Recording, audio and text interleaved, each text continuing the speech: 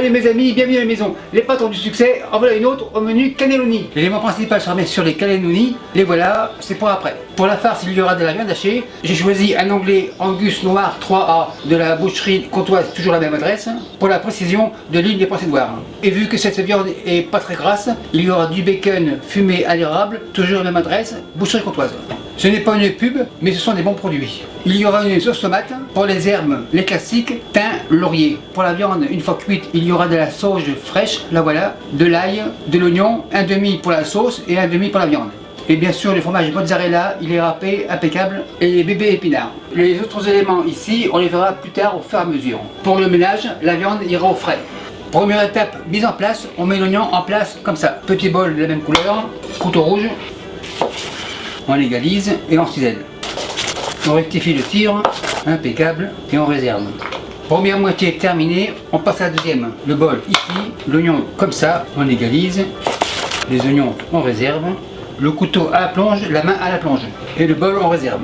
Maintenant, on passe à l'ail. Tiroir ouvre, l'ail comme ça, tiroir referme. Oignon ici, et on hache. Une deuxième, tiroir ferme, et on y va. Celui-ci sera pour la sauce et celui-ci pour la viande. On continue. Une dernière. On secoue. Super nickel. Machine miracle pour l'ail à la plonge. Le bol en réserve et les mains à la plonge. Maintenant on passe à la viande. L'onglet, le voilà. On le tourne pour voir comment il est en dessous. L'onglet arrive comme ça. On voit une séparation ici. Onglet tourne. Couteau de boucherie. Il est noir car c'est l'angus noir. Incision.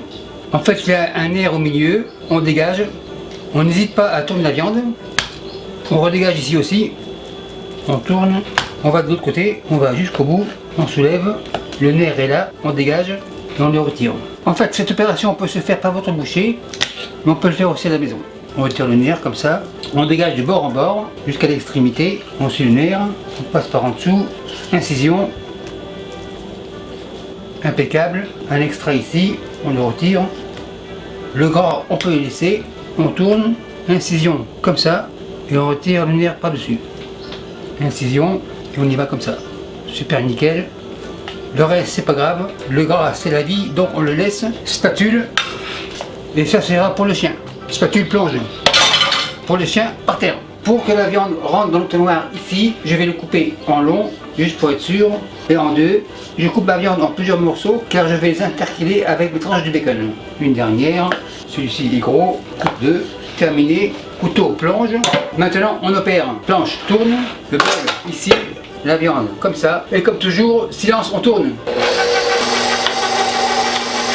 Le premier morceau est passé, on passe au bacon, on intercale.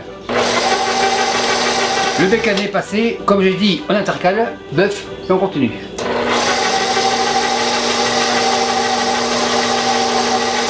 Le bacon est arrivé, donc il n'y a plus de bœuf dans le moulin.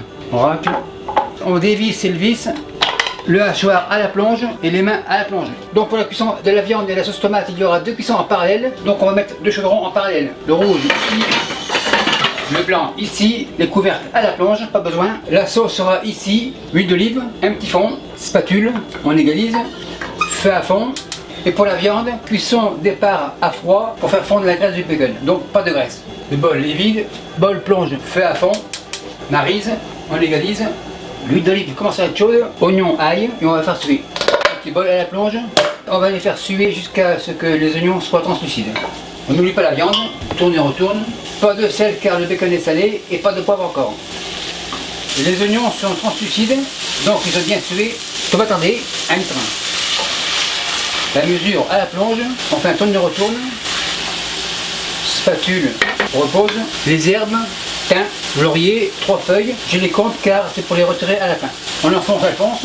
La cuisson se fera à ciel ouvert pendant 30 minutes pour avoir une sauce genre compote. Pour la caméra, on change de camp. On égrène. Le gras du bacon a bien fondu. Maintenant, oignon, ail, comme ça. Petit bol à la plonge. Et on remue. En fait, pour l'oignon et l'ail, c'est comme pour la sauce tomate, on les fait suer.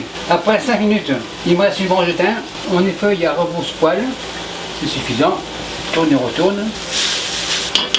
Pour la viande, on passe à la sauge, on coupe les feuilles comme ça, les tiges en réserve, couteau vert, on coupe grosso modo, la sauge dans la viande, le couteau à la plonge, on remue tranquillement, toujours à ciel ouvert. La viande m'a l'air bien cuite, ça sent très bon. Maintenant épinard, on mélange, impeccable, le feu on le baisse.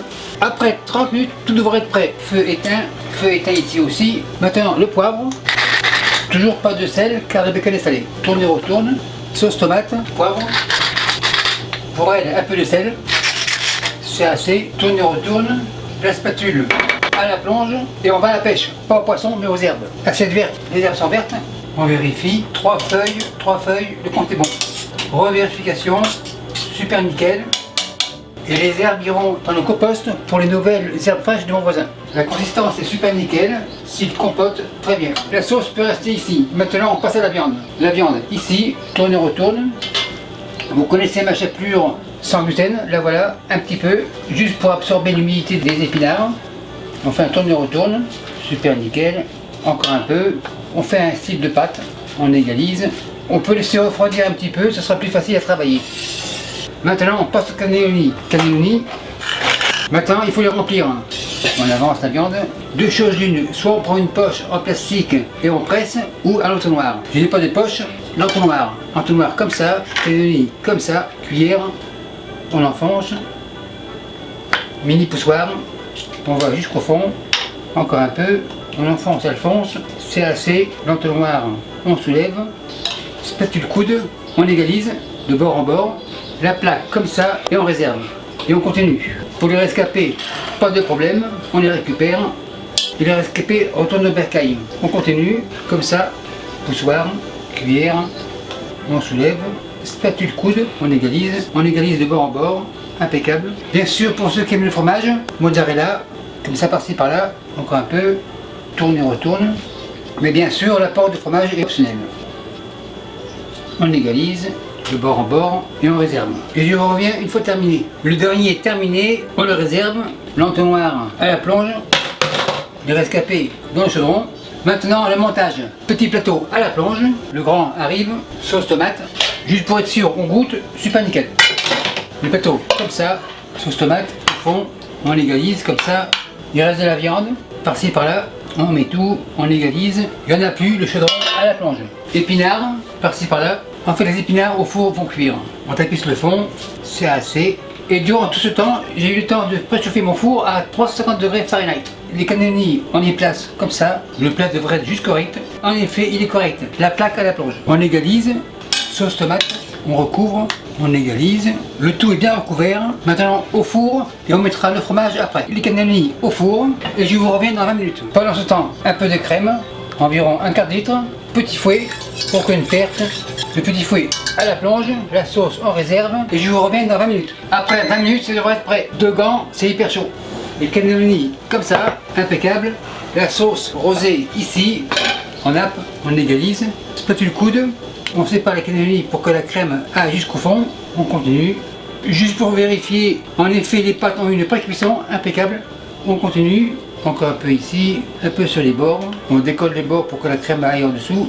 Impeccable. Les gants sont propres. Un peu de fromage. En fait un peu beaucoup. C'est suffisant. Le fromage en réserve. Et les pâtes au four. Et on en a pour 25 minutes. Après 25 minutes, ça devrait être prêt. Le four on l'éteint, on ouvre. En effet, c'est prêt. Pour le service, on tourne la plaque. Le gant de la main droite, c'est fini. Ciseaux, le centre est là. On coupe le fromage.